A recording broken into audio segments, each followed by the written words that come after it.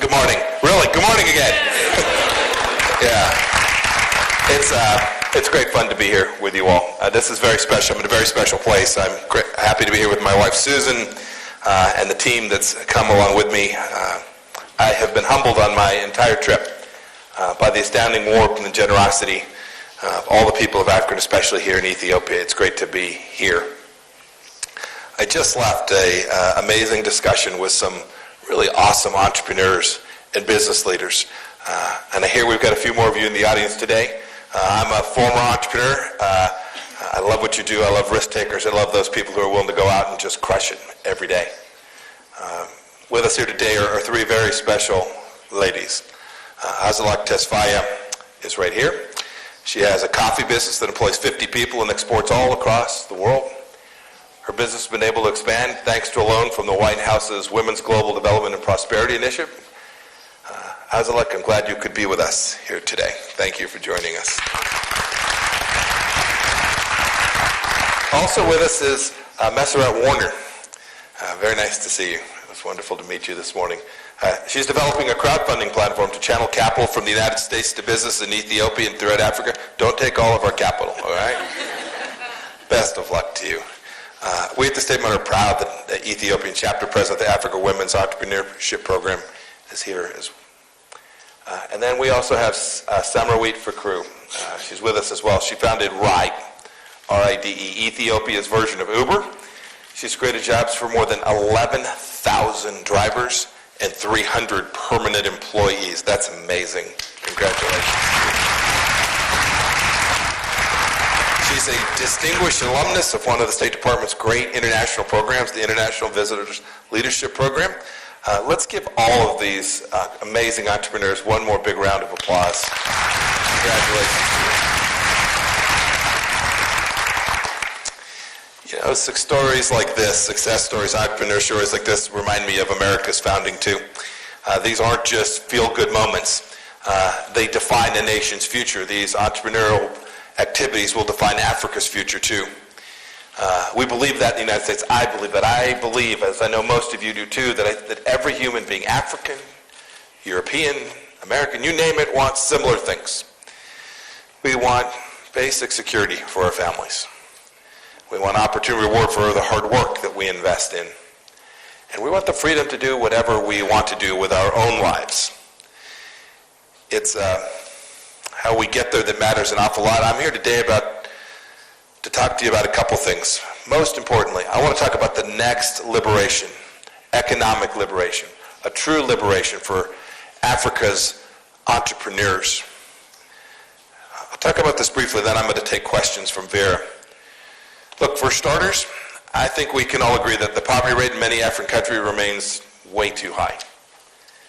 And while effective foreign aid can help to alleviate the problem, it's very unlikely that it will solve it. We see this in places all across the world, even in America. Government spending often can't attack the very basis of the problem. Centralized planning hasn't worked. Look at the failed socialist experiments of years past in Zimbabwe, in Tanzania, and right here in Ethiopia. Even now, even as we stand here today, South Africa is debating an amendment to permit the expropriation of private property without compensation. That would be disastrous for that economy, and most importantly for the South African people.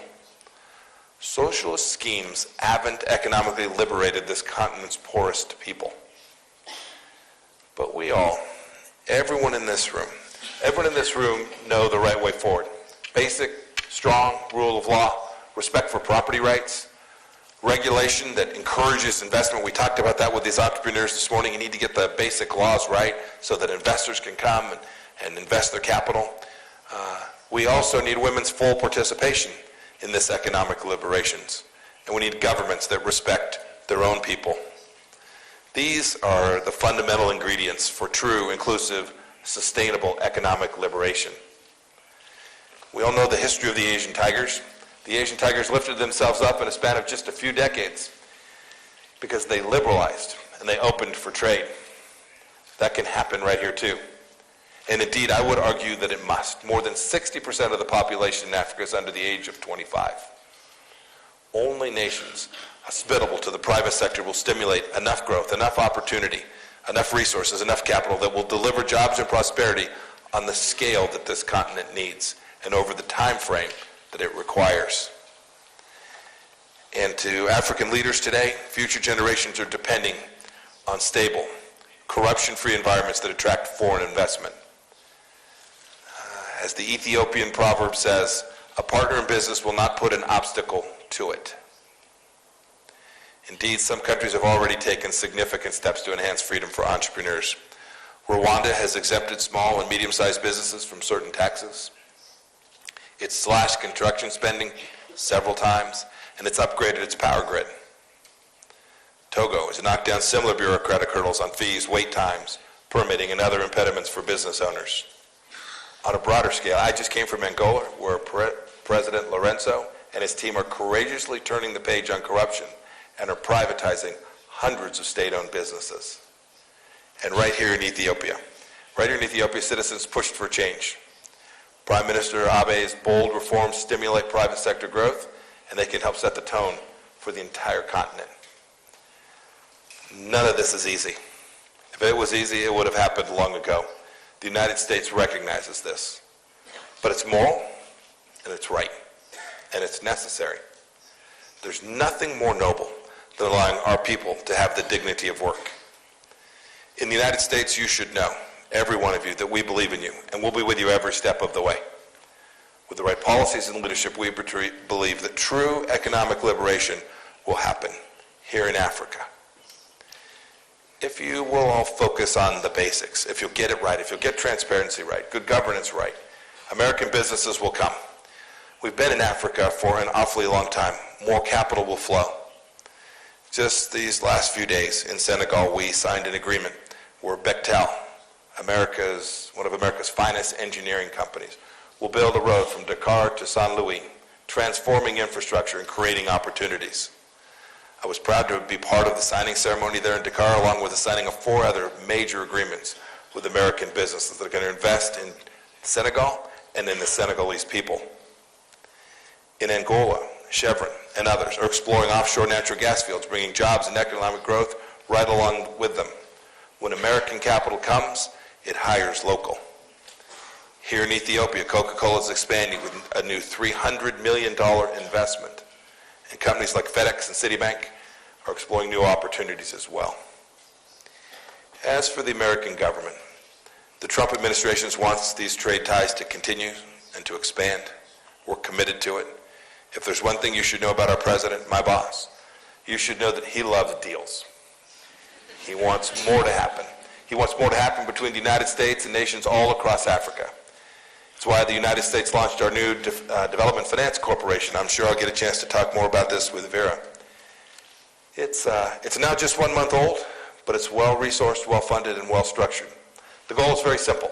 The goal is to catalyze private sector investment in developing countries, focusing heavily on priority areas like agriculture, like energy, and infrastructure. $60 billion of capacity. $60 billion of finance capacity. It'll help here in Africa. And there's more. The U.S., under President Trump, launched Prosper Africa, the Prosper Africa Initiative, which is opening opportunities for businesses on both sides of the ocean. We're pushing forward, too, the WGDP program with the goal of economically empowering at least 50 million women by 2025. We expect more than half of those women to be right here in Africa.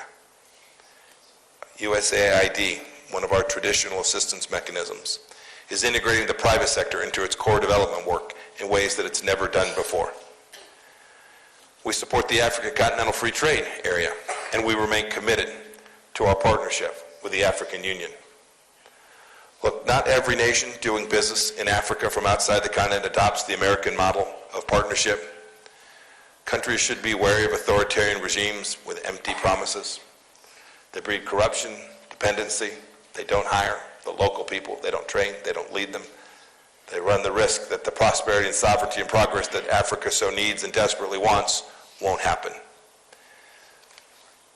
Real simple. The United States stands for local jobs, environmental responsibility, honest business practices, high-quality work, and mutual prosperity. Don't take my word for it. Look at the facts. Look at the history. We stand for true partnership, true economic liberation. I want to save plenty of time to have a conversation with Vera today. So I'll close up quickly. So many of you here today, I can see from all walks of life. We've got entrepreneurs, political leaders, media voices. We've got a group of alumni from State Department programs. You are the forces that will ensure that those with power who promise liberation understand what that truly means. Hold on to that. True economic liberation delivers the greatest economic growth in human history in the United States of America. It can do the same for you. My country will proudly walk that path in partnership with you. I look forward to our conversation today. May God bless all of you. May God bless Ethiopia. And God bless all of the people of Africa. Thank you.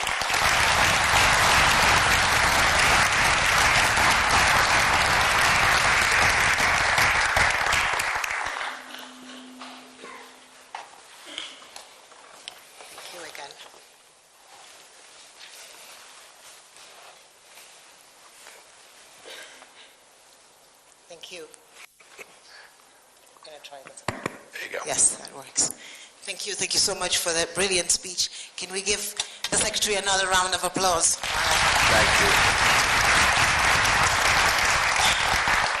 Thank you for saving the time for questions. We have 3 or 4 for you, so Great. Hopefully you can take that. Great. I'll answer almost anything. Yes, that's going to be.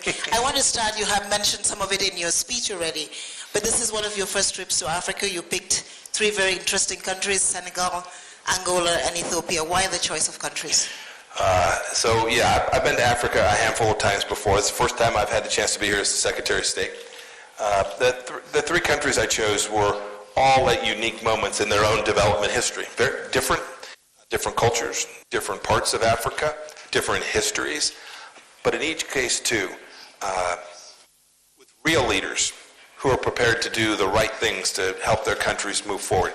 And when I say real leaders, that certainly includes political leaders, but it's broader and deeper than that. It's the wellspring of the population who's demanding these changes, these transformations, whether that's in Senegal or Angola or here.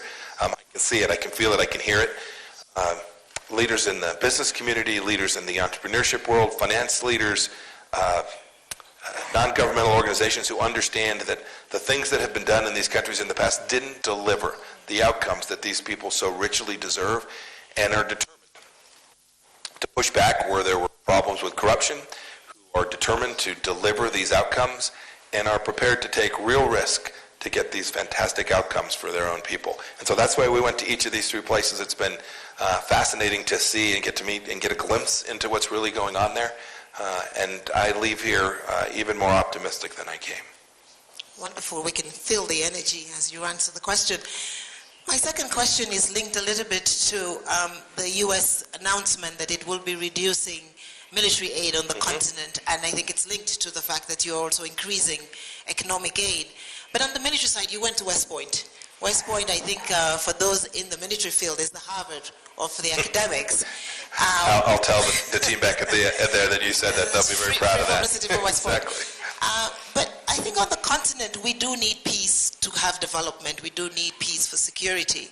And so the question is it possible that we have the U.S. work with Africa to build a West Point on the continent so that we can do exactly what you have done is, bring more technology, transfer that knowledge, but have the peace builders here with American support? Is this something that will, someday we have a West Point of Africa with U.S. support? I don't know if that's exactly the right model here, but your point is very, very well taken. 2 things to say. One, we're constantly, the United States has military all across the world. We are constantly reviewing our structure. Are we delivering value? Are we really increasing security? Is the model we had for the last 10 or 20 or 30 years working? And so we're looking at that. We're looking at Africa. We're looking at other places in the world as well. We'll complete the review.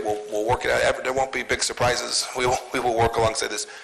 I appreciate, as someone who was the director of the Central Intelligence Agency, I understand the risks in the Sahel.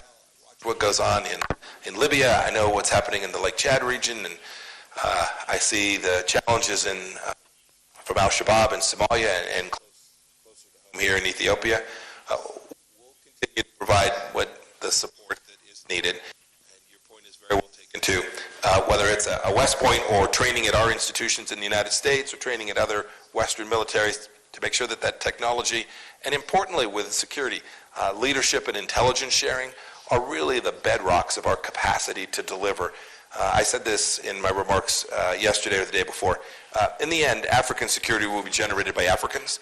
We have the responsibility and we have the capacity to help African nations do that, to build up their own forces, to build up their own capacity. Your point's very well taken. If we can't get security right, these economic opportunities will be much more difficult to come by. Thank you, Secretary. I see that you're continuously thinking about the idea, so we will come back to that. It is an important point for us on the continent. Moving to that, you talked a little bit and with a lot of passion. You have yourself started 2 businesses, so you know exactly. I started 3, but I don't talk about the one that failed. Okay. Yeah. Jackman says we should talk about that one too. So you know better than most what it means to start a business, what it means to live and do business in a liberated economic environment. As you look at the continent, we just had PIMCO here last week at the Economic Commission for Africa trying exactly to crowd in U.S. business more onto the continent. What are the 2 or 3 things, first as a businessman and then as a policymaker, that you think American business will be looking for so that we can crowd them in? Of course, the BUILD Act is going to be particularly important because it will help leverage that business, but we do need real capital coming in. And what do you think when you go back you can say to U.S. business about Africa, and what can you say to our leaders about what U.S. business is looking for in Africa? Yeah, look, I think you all know this. There's a handful of things that American businesses want. They want to know that their investment, if it fails, it's because they had a bad business model, not because of political risk that's attached to it. They want to know that there's a rule of law and the capacity for dispute resolution in a way that's fair and equitable. Equally importantly, for American business especially, we need educated, talented workforce.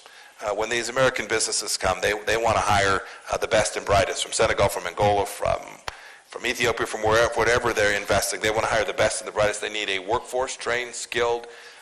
The people that I've met on my trip, I am very confident you all will get there. It's got to be scaled up, right? We've got tens and tens of millions of jobs to create. We need to make sure that the workforce has the skill set that matches what these American companies will want. And then the third thing, and I say this often, you should all know, when American businesses are thinking about coming to someplace, they'll call the State Department and say, tell me about it, tell me what I'm going to see when I get there. Most important thing that they'll do is they'll call their buddies. They'll call their colleagues. They'll call those who came to that place before and say, what was your experience like? What were the people like? How was it? And so it is very important for African countries to be responsive to and nurture those businesses that are already here so that there are models for success. There are pathways that can be charted. It will take down that risk enormously. And so not only will you see capital, we talk about capital coming, but you'll see capital that is affordable. That is the cost of capital, whether it's a bond fund or a leveraged financial institution or angel investor or a private equity fund. The rate of return that they'll demand turns on the risk that they perceive. And so demonstrating a capability to create opportunity, not certainty, not guarantees. American companies are perfectly prepared to take risk, but know that they'll be able to identify those risks, measure them, and that they won't have surprises from political outcomes that they simply can't deal with and control. Thank you very much. And the risk-adjusted rate of return on the continent is 8%. In the U.S. now, it's 1%. So much less than that, yes, exactly. Exactly. So we hope that they can come, and we hope that you will be one of those ambassadors. I want to ask a question on something that you worked on a few years back. You were not yet Secretary of State. That was on information, financial transparency. One of the things that the continent is suffering from, and a lot of our investments on the continent would still be public investment and public capital. However, because of illicit financial flows and corruption, we tend to see a lot of our resources going out of the continent. In 2016 or thereabouts, you actually talked about creating a more sort of financial transparency index so that we could track those resources.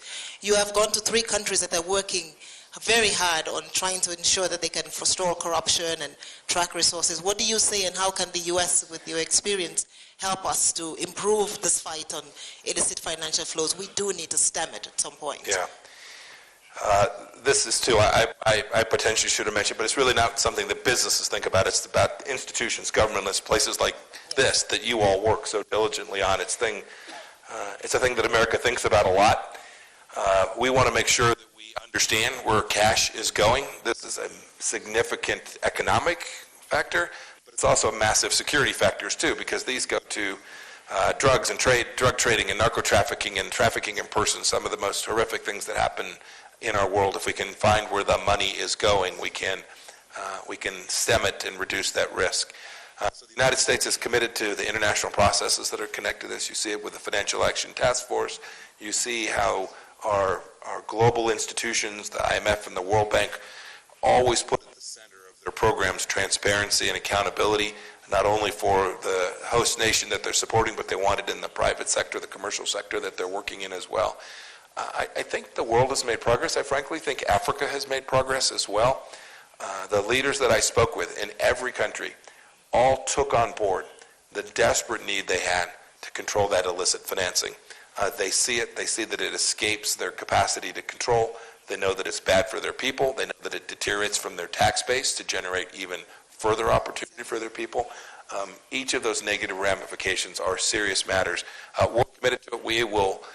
We will come to countries when we provide foreign assistance, and we'll often come with technical help. In addition to the resources, the money, we'll embed members of our team in financial institutions or in central banks or in other governing agencies, law enforcement, the equivalent of our Justice Department, who work on these illicit cash flows, or finance ministries.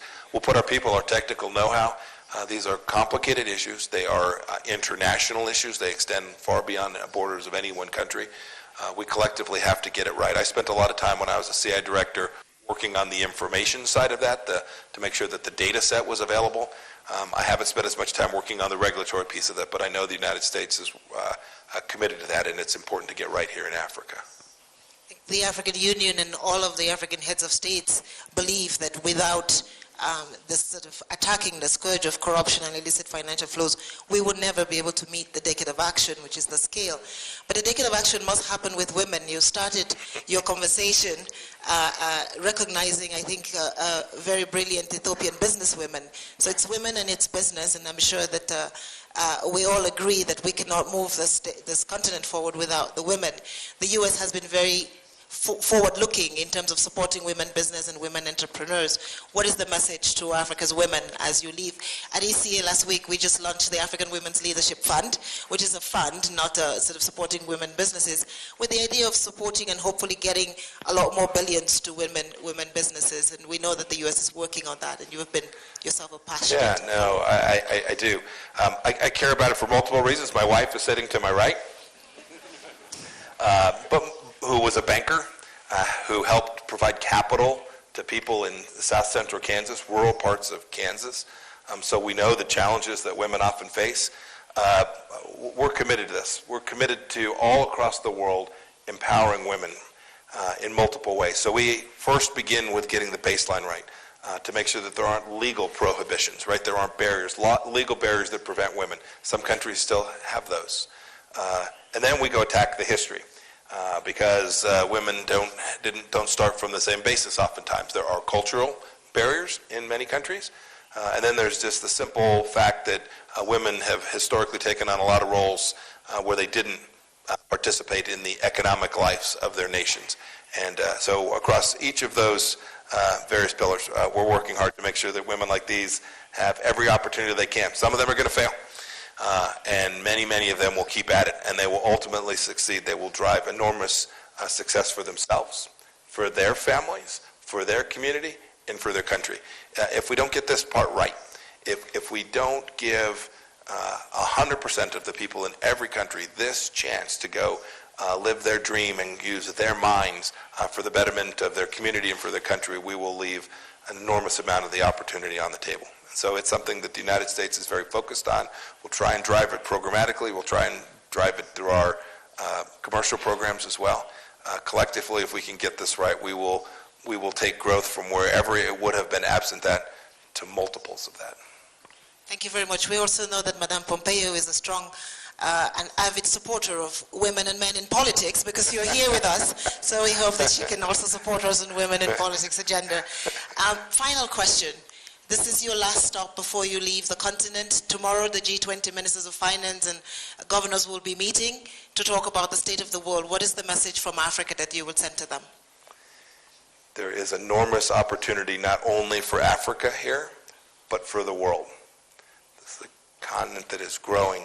It is a continent that has been behind the power curve in its capacity to achieve all of its opportunity, not only the economic opportunity that we have spoken to, opportunities for religious freedom, opportunities for all of the things that humanity cares so deeply about. I would urge them to recommit to this, and we'll have massive economic benefits to places like the United States of America if we get this right. The young women that I was with this morning were all exporting to our country. What does that mean? That means that someone in America decided that there was a value proposition to purchase that product that was made right here in Ethiopia. The seller benefited here in Ethiopia, and that American consumer benefited as well. That trade, that commerce, that opportunity will benefit our entire world. We need to get it right here as well. And when we do, it's mutually reinforcing too. Economic growth and security are mutually reinforcing. If we get the economic piece of this right, the fewer folks that decide they want to go create unrest, cause trouble, create problems for nations. So we've got to get them both right. I hope those ministers will all take seriously what I saw on my 3 visits here in Africa. Wonderful. Thank you very much. Recommit to Africa. There is value here, is the message from Secretary Pompeo to Africa and to the rest of the world. Thank you so much for being with us. Thanks for the conversation. Thank you all. Thanks, everybody. Thank you. Vera, thank you. I cannot see the kids. Thank you. Yeah, where are they at?